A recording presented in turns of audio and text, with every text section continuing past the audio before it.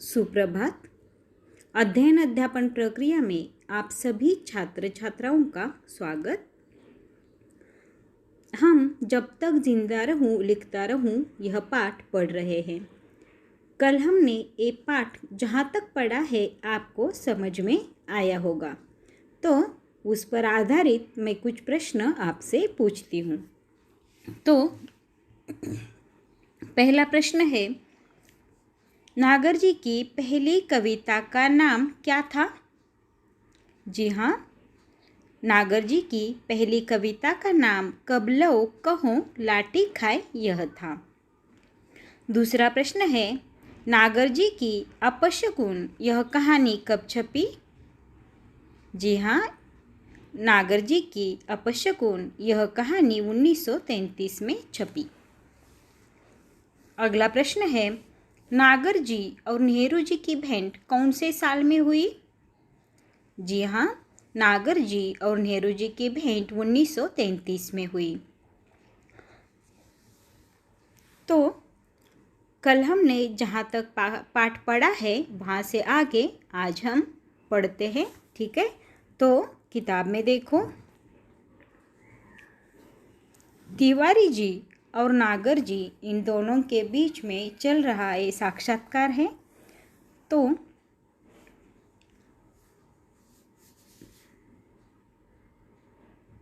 नागर जी बताते हैं कि उनका पहला उपन्यास जो है 1944 में महाकाल जो छपा, तो तिवारी जी उनसे पूछते हैं कि यही बाद में भूख नाम से प्रकाशित हुआ। तो वह बताते हैं नागर जी हाँ। तो इस पर तिवारी जी एक प्रश्न पूछते हैं, नागर जी आप अपने समय के और कौन कौन से लेखकों के संपर्क प्रभाव में रहे? यानी तिवारी जी नागर जी से पूछते हैं कि आप अपने लेखन कार्य या अपने जीवन में कौन कौन से लेखकों के संपर्क प्रभाव में रहे, यानी आप पर किन किन लेखकों का लेखन का प्रभाव पड़ा। तो इस पर नागर जी जवाब देते हैं, जगन्नाथ दास रत्नाकर, गोपाल राय गहमरी, प्रेमचंद, किशोरीलाल गोस्वामी, लक्ष्मीधर वाजपेयी आदि के नाम याद आते हैं। यानी इन सारे लेखकों के नाम नागर जी तिवारी जी को बताते हैं। माधव शुक्ल हमारे यहाँ आते थे। वे आजानुबाहु थे, ढीला कुर्ता पहनते थे और कुर्ते की जेब में जालियांवाला बाग की खून सनी मिट्टी हमेशा रखे रहते थे। आपको पता है जालियांवाला बाग हत्याकांड, जैसे इतिहास में आपने पढ़ा होगा ये, कि किस तरह से सभा पर अंग्रेज़ों ने गोलियों की बरसात की थी और वहाँ पर बहुत सारे लोगों की एक ही जगह पर मौत हो गई थी, और तब से उसे जालियांवाला बाग हत्याकांड के नाम से जाना जाता है। तो इसीलिए वह बताते हैं कि जो माधव शुक्ल थे वह उनके घर पर हमेशा आते थे और उनके कुर्ते की जेब में हमेशा जालियांवाला बाग की खून सनी मिट्टी, यानी देखो वहाँ पर बहुत सारे लोगों की मौत हो गई थी क्योंकि गोलियां मारी गई थी। वहाँ पर जो भी लोग इकट्ठा हो गए थे उन पर गोलियां चलाई गई थी, और उस वजह से वहाँ पर की जो मिट्टी थी उस मिट्टी को माधव शुक्ल जी हमेशा अपनी जेब में रखते थे। 1931 से 37 तक मैं प्रतिवर्ष कोलकाता जाकर शरद चंद्र से मिलता रहा, उनके गांव भी गया। अब देखो वह बताते हैं कि 1931 से 1937 तक मैं कोलकाता जाकर शरद चंद्र से मिलता रहा, यानी शरद चंद्र से वह मिलते रहे, उनके गांव भी वह गए, कोलकाता में हैं। तो फिर तिवारी जी फिर एक प्रश्न पूछते हैं, पुराने साहित्यकारों में आप किसको अपना आदर्श मानते हैं? तो देखो वह फिर प्रश्न पूछते हैं कि जो पुराने साहित्यकार हैं उनमें से आपके कौन से आदर्श साहित्यकार हैं? तो नागर जी जवाब देते हैं, तुलसीदास को तो मुझे घुट्टी में पिलाया गया है। बाबा शाम को नित्य प्रति रामचरितमानस मुझसे पढ़वा कर सुनते थे, श्लोक जबरदस्ती याद करवाते थे। तो देखो नागर जी अपने बचपन की बातें बताते हैं। जैसे छोटे बच्चे को गुट्टी पिलाई जाती है। गुट्टी पता है आपको? जैसे ड्राई फ्रूट्स वगैरह होते हैं, उनकी पेस्ट बनाकर छोटे बच्चे को खिलाई जाती है। तो इसीलिए यहाँ पर नागर जी बताते हैं, तुलसीदास को तो मुझे गुट्टी में पिलाया गया है। यानी बचपन से ही उनके घर पर रामचरितमानस को पढ़ाया जाता था, पढ़वाया जाता था। उनके बाबा जो थे वह नित्य शाम यानी हर शाम को वह रामचरितमानस जो है वह नागर जी से पढ़वाते थे और उसमें जो श्लोक है रामचरितमानस में वह ज़बरदस्ती उन्हें याद करवाते थे। और इसीलिए वह कहते हैं तुलसीदास को तो मुझे गुट्टी में पिलाया गया है। यानी तुलसीदास का रामचरितमानस ये जो ग्रंथ है वह उनके घर पर रोज़ पढ़ा जाता था और उसमें जो भी श्लोक है वह नागर जी को याद करवाए जाते थे। तिवारी जी फिर पूछते हैं, देखो नागर जी, आपने खंजन नयन में सूरदास के चमत्कारों का बहुत विस्तार से वर्णन किया है, क्या इन पर आपका विश्वास है? तो देखो वह क्या कहते हैं, प्रश्न क्या पूछा है देखो कि तिवारी जी नागर जी से पूछते हैं कि नागर जी, आपने जो किताब लिखा है खंजन नयन, तो इसमें आपने सूरदास के चमत्कारों का विस्तार से वर्णन किया है, तो आपका इन सब बातों पर विश्वास है? अब देखो वह क्या कहते हैं, सूरदास ये हिंदी के जाने माने कवि है। सूरदास की बहुत सारी किताबें हैं जो बहुत ही प्रसिद्ध है। तो देखो नागर जी क्या जवाब देते हैं, नेत्रहीनों के चमत्कार हमने बहुत देखे हैं, उनकी भविष्यवाणियाँ कभी कभी बहुत सच होती है। सूर पंचशती के अवसर पर काफ़ी विवाद चला था कि सूर जन्मांध थे या नहीं। सवाल यह है कि देखता कौन है, आँख या मन? आँख माध्यम है, देखने वाला मन है। तो देखो यहाँ पर नागर जी ने बहुत अच्छे तरीके से जवाब दिया है कि देखो नागर जी का जो किताब है खंजन नयन, उसमें उन्होंने सूरदास के चमत्कारों का वर्णन किया है। तो देखो इसका जवाब देते हुए नागर जी कहते हैं कि सूर जन्मांध थे या नहीं, यानी जन्म से वह अंधे थे या नहीं, यह एक सवाल है। और इसीलिए वह कहते हैं कि नेत्रहीनों के चमत्कार हमने बहुत देखे हैं। और नेत्रहीन जो व्यक्तियां होती है, यानी जो देख नहीं पाते, उसे नेत्रहीन कहा जाता है। तो उनकी भविष्यवाणियाँ भी कभी कभी सच होती है, ऐसा नागर जी का कहना है। वह कहते हैं सूर पंचशती के अवसर पर काफ़ी विवाद चला था कि सूर जन्मांध थे या नहीं, यानी सूर यानी सूरदास, तो सूरदास जन्म से ही अंधे थे या नहीं, इस पर विवाद चला था, ऐसा वह नागर जी जो है वह तिवारी जी को बताते हैं। तो आगे वह कहते हैं तिवारी जी से, देखो सवाल यह है कि देखता कौन है, आंखें देखती है या मन देखता है? हमारा मन चाहता है तभी हम किसी वस्तु की ओर हम देखते हैं। और इसीलिए यहाँ पर नागर जी कहते हैं आँख माध्यम है, देखने वाला मन है। पहले हमारे मन में इच्छा होती है कि हमें वो देखना है और तब हमारी आँखें उस तरफ मुड़ जाती है। और इसीलिए नागर जी यहाँ पर तिवारी जी से कहते हैं कि सबसे पहला देखने वाला मन होता है और बाद में आँखें उसका माध्यम होती है। तो फिर तिवारी जी फिर एक प्रश्न पूछते हैं, आपने क्या कभी अपने लिखने की सार्थकता की परख की है? देखो परख यानी निरीक्षण करना। तो तिवारी जी फिर नागर जी से प्रश्न पूछते हैं कि आपने जो भी लेखन कार्य किया है वह कितना सार्थक है, कितना अच्छा है, सार्थक, महत्वपूर्ण जिसे कह सकते हैं। परख यानी निरीक्षण। तो क्या आपने कभी आपने जो लिखी हुई किताबें हैं उसकी सार्थकता की परख की है? तो नागर जी बताते हैं कि हाँ, मेरे पास बहुत से पत्र आते हैं। मेरे उपन्यासों के बारे में, खासतौर से जिनसे पाठकीय प्रतिक्रियाओं का पता चलता है। देखो नागर जी जवाब में बोलते हैं कि हाँ, मेरे पास बहुत सारे पत्र आते हैं और उन पत्रों में उपन्यासों के बारे में लिखा हुआ होता है जो उपन्यास नागर जी ने लिखे हैं, और इसीलिए वह बताते हैं कि मुझे उनके पत्रों से यह पता चलता है कि मैंने जो किताबें लिखी है वह अच्छी है या किस तरह की है, वह उनके पत्र से मुझे पता चलती है।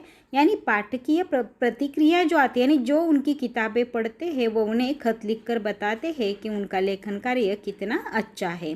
और इसीलिए नागर जी तिवारी जी को बताते हैं कि खास तौर से जिनसे पाठकीय प्रतिक्रियाओं का पता चलता है, ऐसे खत उन्हें आते हैं कि आपका लेखन किस तरह का है, ये बताने वाले खत जो है या पत्र है नागर जी को आते हैं।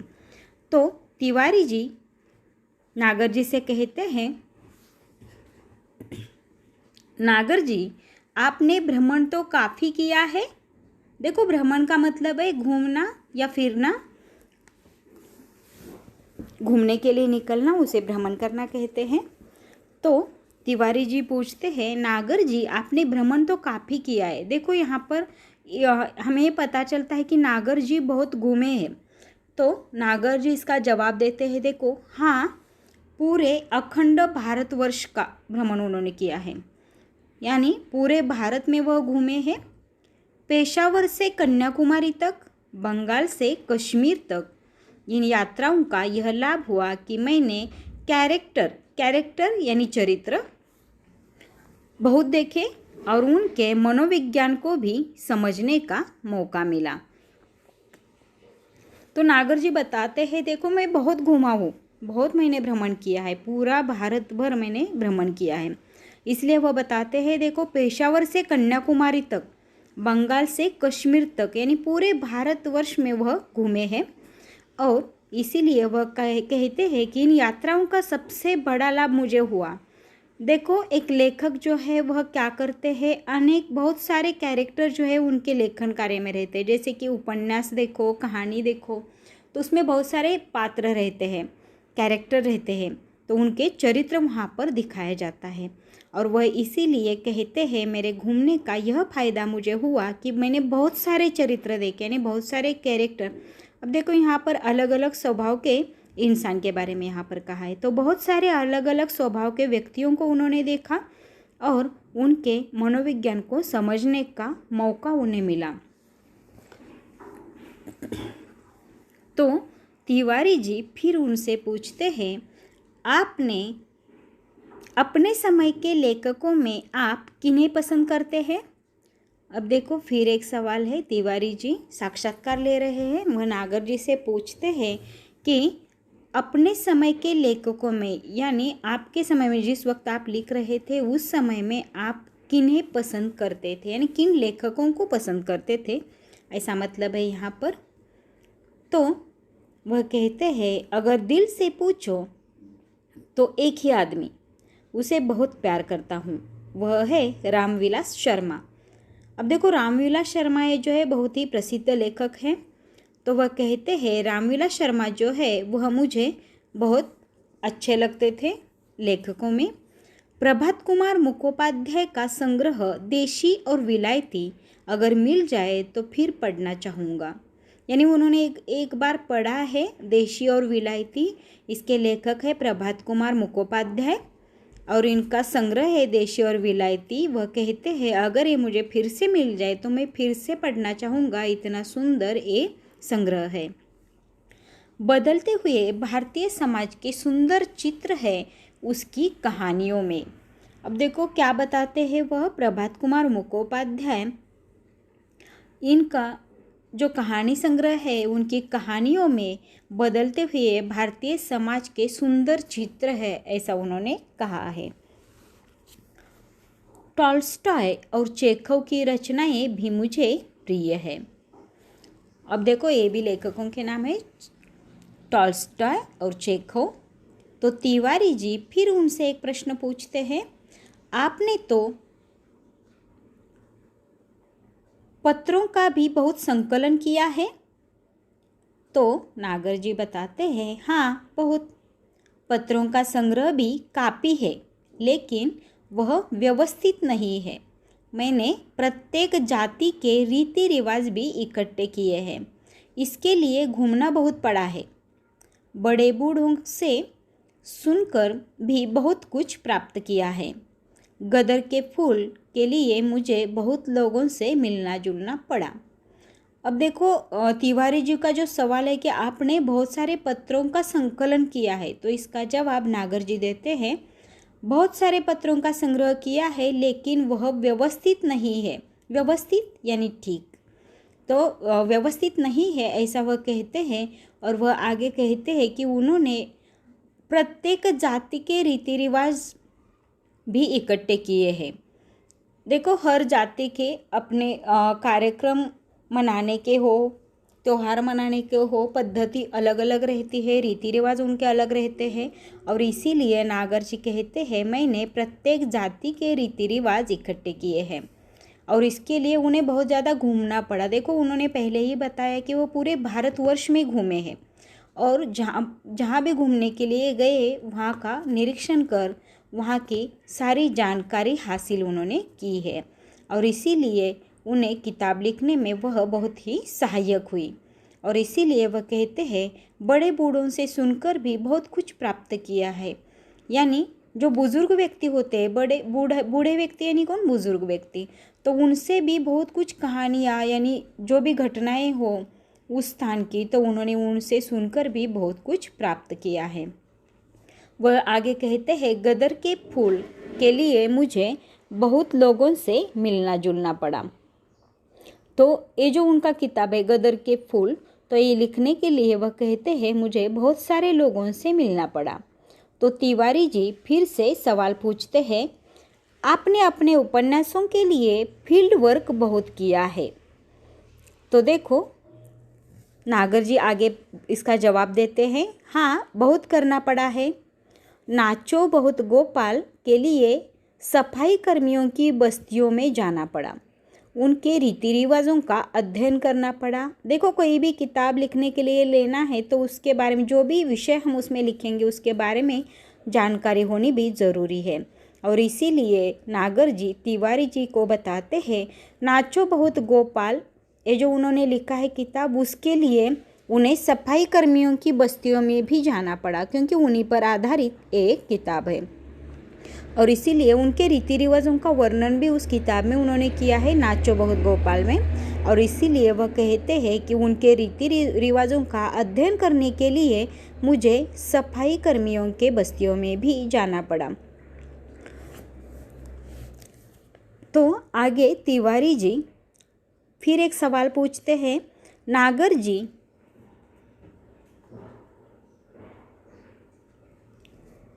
क्या आप मन और प्राण को अलग अलग मानते हैं? तो नागर जी बहुत ही सुंदर जवाब इसका देते हैं, हाँ प्राण को मन से अलग करना पड़ेगा। मन की गति आगे तक है, प्राण को वहाँ तक खींचना पड़ता है। मन एक ऐसा निर्मल जल है जिससे जीवन के संस्कार रेंगते हैं, मन प्राण से ही सदता है। तो देखो वह क्या बताते हैं कि प्राण को मन से अलग करना पड़ेगा, यानी वह कहते हैं कि मन और प्राण दोनों अलग है। वह ये भी बताते हैं कि मन की गति आगे तक है। देखो जहाँ पर हम नहीं पहुँच सकते वहाँ पर मन कुछ ही क्षण में या बिना क्षण लगाए पहुँच जाता है। यानी हमारे मन में जो भी हम विचार करते हैं वहाँ तक हम आसानी से पहुँच सकते हैं। यानी मन की गति सबसे तेज़ होती है और इसीलिए यहाँ पर नागर जी बताते हैं मन की गति आगे तक है। यानी जहाँ पर हम पहुँच नहीं पाते वहाँ पर हमारा मन आसानी से पहुँच जाता है और इसीलिए यहाँ पर कहते हैं मन की गति आगे तक है, प्राणों को वहाँ तक खींचना पड़ता है। यानी सबसे पहले कौन जाता है वहाँ तक, तो हमारा मन जाता है। मन एक ऐसा निर्मल जल है, निर्मल यानी स्वच्छ, तो निर्मल जल, जल यानी पानी, निर्मल जल है जिससे जीवन के संस्कार रेंगते हैं। और इसीलिए वह कहते हैं हमारा मन एक निर्मल जल के समान होता है, जिसमें हमारे जीवन में हम पर जो भी संस्कार होते हैं वह उस पर रहते हैं। मन प्राण से ही सदता है, ये यहाँ पर नागर जी जवाब देते हैं। और मन और प्राण दोनों का किस तरह से संबंध है ये भी वह यहाँ पर बताते हैं। पहले आगे मन जाता है, प्राणों को मन वहाँ तक खींच लेता है। तो तिवारी जी फिर पूछते हैं, देखो सुर में आपने मन को ही पकड़ा है। तो देखो क्या सवाल है कि सुर में आपने मन को ही पकड़ा है। तो वह नागर जी जवाब देते हैं, देखो हाँ, सुर ने एक जगह लिखा है, मैं 10 दिशाओं में देख लेता हूँ, जब पूरी प्राण शक्ति एक जगह केंद्रित होगी तो इंट्यूटिव आई बनाएगी। तो देखो जवाब क्या है नागर जी का कि सुर ने एक जगह लिखा है। सुर यानी कौन? सूरदास। तो सूरदास ने एक जगह पर लिखा है, मैं 10 दिशाओं में देख लेता हूँ। अब देखो सूरदास के बारे में एक विवाद था, वह जन्मांध थे या नहीं, ये हमने पहले पढ़ा है। तो सूरदास का क्या कहना था कि वह 10 दिशाओं में देख सकते हैं, यानी सारी दिशाएं जो है वहाँ पर वह देख सकते हैं, लेकिन वो तो अंधे थे, फिर कैसे देख सकते हैं? तो इसका बहुत ही सुंदर वर्णन यहाँ पर किया है पहले मन से, कि मन पहले देखना चाहता है और फिर हमारी आँखें उसका माध्यम होती है। और इसीलिए यहाँ पर कहा है कि सूरदास जो है वह अपने मन से देखते थे, और इसीलिए यहाँ पर कहा है मैं 10 दिशाओं में देख लेता हूँ, यह सूरदास ने लिखा है। जब पूरी प्राण शक्ति एक जगह केंद्रित होगी तो इंट्यूटिव आई बनाएगी। अब देखो इंट्यूटिव आई का मतलब, तो इंट्यूटिव का हिंदी अर्थ है सहज ज्ञान युक्त। जैसे योग साधना वगैरह करना, आंखें बंद करके जैसे हम मन में कुछ सोच रहे हैं तो देखो वही हमारे सामने चित्र आ जाता है। उसी तरह वह कहते हैं सहज ज्ञान युक्त, इंट्यूटिव आई यानी सहज ज्ञान युक्त, या अंतर्ज्ञानी भी जिसे कहा जाता है इंट्यूटिव। तो वह कहते हैं, सूरदास का कहना था कि वह 10 दिशाओं को देख लेते हैं, जब पूरी प्राण शक्ति एक जगह केंद्रित होगी तो इंट्यूटिव आई बनाएगी। तो वह देखो आगे तिवारी जी कहते हैं नागर जी से, नागर जी हम लोगों ने आपका बहुत समय लिया, बल्कि आपकी उम्र और स्वास्थ्य का भी लिहाज नहीं किया। अब देखो तिवारी जी कहते हैं नागर जी से कि आपके स्वास्थ्य का भी हमने लिहाज नहीं किया और हमने आपका बहुत समय लिया, ऐसे यानी देखो ये साक्षात्कार चल रहा है। साक्षात्कार के लिए तिवारी जी ने नागर जी को बुलाया है। नागर जी जो है वह तिवारी जी से उम्र में बहुत बड़े हैं और इसीलिए तिवारी जी जो है वह कहते हैं हमने आपके उम्र और स्वास्थ्य का भी लिहाज नहीं किया है और हमने आपका बहुत समय लिया है। तो नागर जी जवाब देते हैं, स्वास्थ्य ठीक है मेरा। पत्नी की मृत्यु के बाद एक टूटन आ गई थी, लेकिन फिर मैंने सोचा कि लिखने के सिवा और चारा क्या है। तुम लोग यह मनाओ कि जब तक जिंदा रहूं लिखता रहूं। यानी नागर जी इसका जवाब भी देते हैं, देखो कि तिवारी जी कहते हैं कि हम लोगों ने आपका बहुत समय लिया, क्योंकि साक्षात्कार के लिए उन्हें बुलाया है और नागर जी जो है उनकी उम्र भी ज़्यादा है और वह कहते हैं कि आपका स्वास्थ्य का भी हमने लिहाज नहीं किया। और लिहाज करना नहीं, सोचना, हमने आपके स्वास्थ्य के बारे में भी नहीं सोचा और आपको यहाँ पर ज़्यादा देर के लिए रुकवा लिया। तो नागर जी बोलते हैं कि मेरा स्वास्थ्य ठीक है। तो जब मेरी पत्नी की मृत्यु हो गई थी तब एक टूटन सी आ गई थी। देखो वह बताते हैं कि जब नागर जी की पत्नी की मृत्यु हुई थी उस वक्त वह किस तरह से टूटे थे वह यहाँ पर बताते हैं। लेकिन वह आगे कहते हैं फिर मैंने सोचा कि लिखने के सिवा और चारा क्या है। तो वह कहते हैं कि मेरे पास लिखने के सिवा और कोई ऑप्शन, जिसे हम कहते हैं ना चारा, पर्याय, चारा का हिंदी मतलब है पर्याय, इंग्लिश में जिसे ऑप्शन कहते हैं। तो लेकिन फिर मैंने सोचा कि लिखने के सिवा और चारा क्या है, तो तुम लोग यह मनाओ कि जब तक जिंदा रहूं लिखता रहूं। तो नागर जी कहते हैं कि सिर्फ यही सोचो कि मैं जब तक जिंदा रहूं लिखता रहूं, यानी उनके लिखने की चाह यहाँ पर हमें पता चलती है कि वह जब तक जिंदा है तब तक लिखना चाहते हैं। और इसीलिए वह कहते हैं कि तुम लोग यह मनाओ यानी चाहो, तो तुम लोग ये चाहो कि जब तक मैं जिंदा रहूं तब तक मैं लिखता रहूं। तो ये जो साक्षात्कार है वह एक नाव के यात्री इस किताब से लिया गया है। तो ये जो साक्षात्कार है जब तक जिंदा रहूं लिखता रहूं यहाँ पर ख़त्म होता है। मुझे आशा है कि यह आपको समझ में आया होगा। तो फिर मिलते हैं अगले लेक्चर में, तब तक के लिए धन्यवाद।